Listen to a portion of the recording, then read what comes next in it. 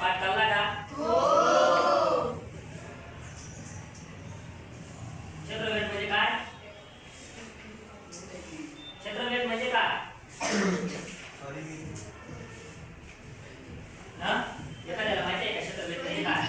हा? एखाद्या क्षेत्राला भेट देणे. भेट कशासाठी होते?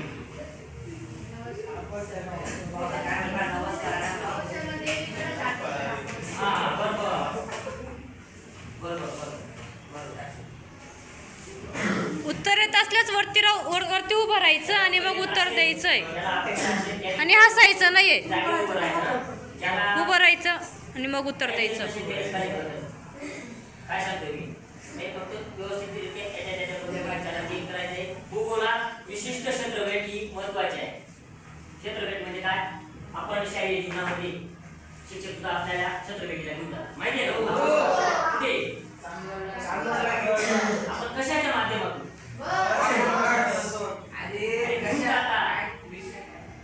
पण कशाच्या माध्यमातून घेऊन जातात म्हणजे काय विषय काय राहतो तिथे नेमका प्रकृती ऊर्जा मिळाली पाहिजे. क्षेत्रफळ म्हणजे काय? शाळेच्या माध्यमातून आपण एखाद्या क्षेत्राला भेट देणे म्हणजे प्रत्यक्षात भेट देणे म्हणजे क्षेत्रफळ, बरोबर ना? म्हणजे त्या आणि आपल्याला आता क्षेत्रफळीला असं जाता येणार म्हणून शालेय जीवनामध्ये सहल विशिष्ट प्रकारची सहल काढली जाते. म्हणजे ती काही मजा करण्यासाठी काढली जाते. काहीतरी तिथली नवीन माहिती आपण सहलीला जातो. सर काय सांगतात? चांगले कपडे घाला रे, शिस्त पाळा रे, लाईन चला रे. आणि काय सांगतात ते की आपल्या सेफ साठी सांगतात. म्हणजे एखादा तलावाला कसा विचारा देतं काही समजत नाही. क्षेत्रफळ महत्त्वाचे आहे. अध्यापन पद्धती आणि भेटी दरम्यान भौगोलिक घटक प्रतिकारांचा प्रत्यक्ष अनुभव घेणे म्हणजे काय? तिथे जाऊन त्या क्षेत्रफळीला जाऊन तिथे नोंदणी करणे.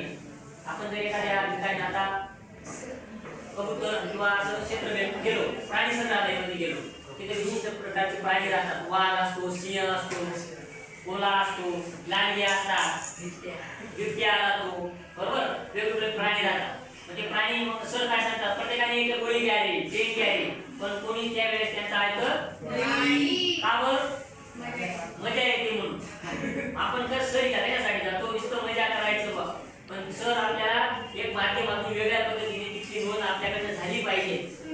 शैक्षणिक जीवनात आपल्याकडनं तिथली नोंद झाली पाहिजे म्हणून सर आपल्याला तिथे क्षेत्रफळासाठी घेऊन जातात, बरोबर? अनुभव घेतो. प्रात्यक्षिक भौगोलिक संकल्पना समजून घेतात. मानव आणि पर्यावरण यांच्यातील सहसंबंध.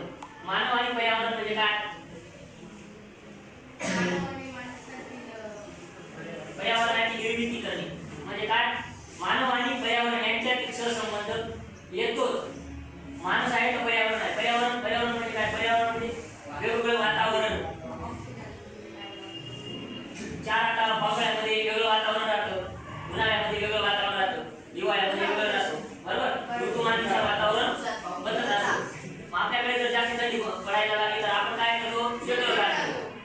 आता जास्त उन्हाळ्याचे दिवस आहे म्हणून आपलं शरीर एकदम गार राहावं म्हणून आपण काय करतो?